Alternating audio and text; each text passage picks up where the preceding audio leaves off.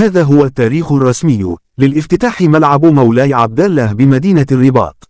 أعلن رئيس الجامعة الملكية المغربية لكرة القدم فوزي لإقجع عن موعد افتتاح ملعب مولاي عبد الله في مدينة الرباط، الذي يتوقع أن يكون تحفة فريدة من نوعها في المغرب والقارة الأفريقية.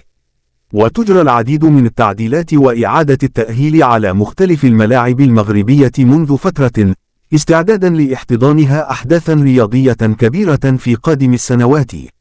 وتستضيف المملكة المغربية بشكل رسمي نهائيات كأس إفريقيا 2025 ونهائيات كأس العالم 2030 في ملف مشترك يضم إسبانيا والبرتغال. وأكد رئيس الجامعة الملكية المغربية لكرة القدم في تصريحه على راديو مارس أن المغرب لا يعاني من نقص في الملاعب الحديثة، مشيرا إلى أن العمل في البنية التحتية الرياضية بدأ منذ فترة طويلة.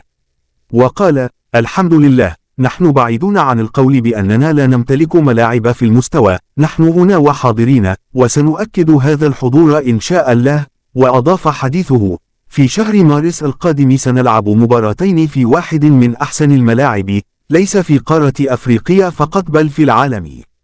ومن المنتظر أن يحتضن ملعب مولاي عبد الله في مدينة الرباط مباراتي المنتخب المغربي ضمن الجولتين الخامسة والسادسة من تصفيات كأس العالم 2026.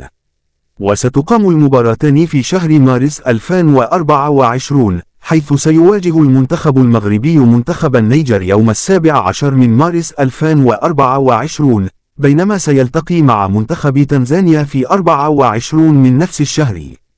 وأوضح رئيس الجامعة الملكية المغربية لكرة القدم أن ملعب مولاي عبد الله الذي تبلغ سعته 70,000 متفرج سيشهد تطورا كبيرا في البنية التحتية الرياضية، مؤكدا أن هذا التحول ستكون له تبعات إيجابية وفارقة في تاريخ كرة القدم المغربية على القاري والعالمي.